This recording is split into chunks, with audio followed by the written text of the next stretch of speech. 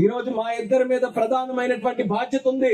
జిల్లాని మరింత అభివృద్ధి చేయాలి, వెనకబాటు తనాన్ని మనం తీసివేయాలి, మళ్ళీ ఒక ప్రధానమైన అభివృద్ధి చెందిన జిల్లాగా తయారు చేయాలి. అందుకే ఒక పక్కన పోర్టు తయారు చేయడానికి అచ్చెన్నాయుడు గారు పూనుకొని ఈ రోజు మనం మూలపేటలో బ్రహ్మాండమైనటువంటి పోర్టు ఈ సంవత్సరంలో ప్రారంభించబోతున్నామని ఈ సభాముఖంగా తెలియజేస్తున్నాను.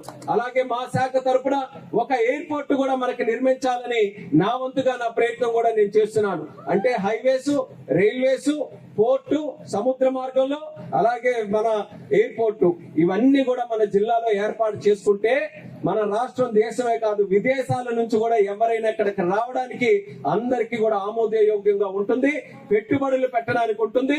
ఎందుకనంటే నా ముందు కనబడుతున్న వాళ్ళు అత్యధికంగా ఉన్నది యువత. ఈ రోజు ఉన్నారు, యువత కోరుకుంటున్నారు ఉద్యోగాలు రావాలి, కంపెనీలు రావాలి, జిల్లా అభివృద్ధి చెందాలని. ముందు ప్రధానమంత్రి గారి సహకారం, అలాగే చంద్రబాబు నాయుడు గారి తాలూకు ఆశీర్వాదం ఉంది. వీళ్ళిద్దరి శక్తుల్ని కూడా మనం ఉపయోగించుకొని జిల్లాని అన్ని విధాలుగా మేము అభివృద్ధి చేస్తాం. అందులో ఒక కార్యక్రమం ఈ రోజు ఈ స్టాపుల తాలూకా కార్యక్రమాన్ని తెలియజేసుకుంటూ